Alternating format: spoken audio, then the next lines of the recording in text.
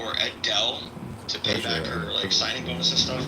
She's checked out, but she's professionally, so she's younger.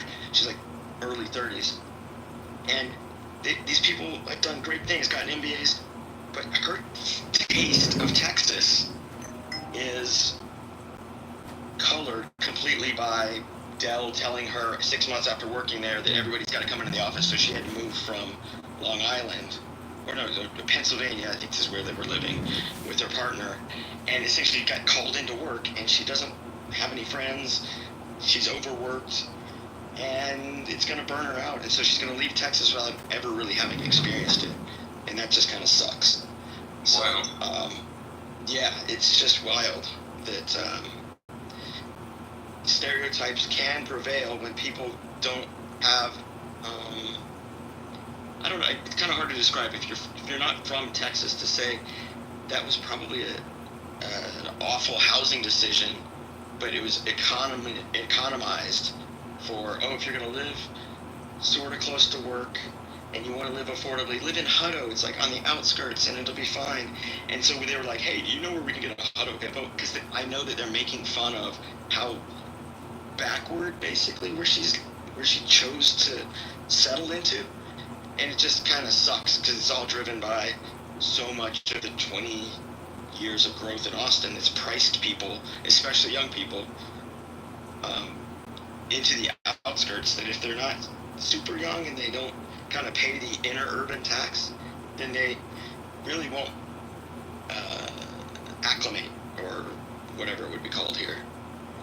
Because all the fun stuff that young people do is not out in this rural area where it's super affordable.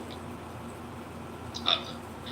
Not sure that brought anything, but we got an audience here now, so there you go.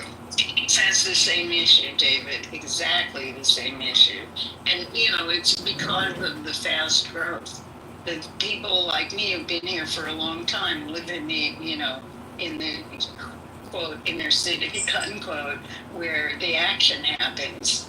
And other people live in the burbs. And there's really, if you're not married with kids and putting them through school, nothing happened. And the irony is she'd been in Tempe and Scottsdale before that last move, and what she was tired of is moving somewhere and doing all that stuff to make friends with your partner and go out, meet people. She just was kind of over it, and maybe that's actually what resulted in her not living so centrally to Austin. But I don't know, I just kind of felt like, man, I really wish young people had a little bit easier entry, and it wasn't just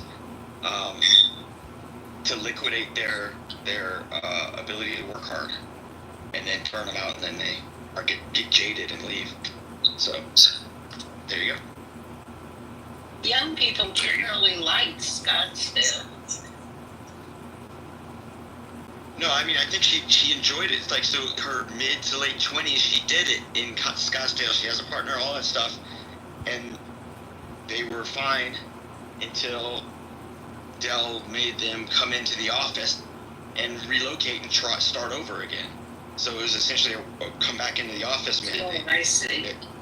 That she was telling me the reason she went to Dell wasn't the money, it wasn't this, it was the feature of being able to work from home, and then they rug pulled her.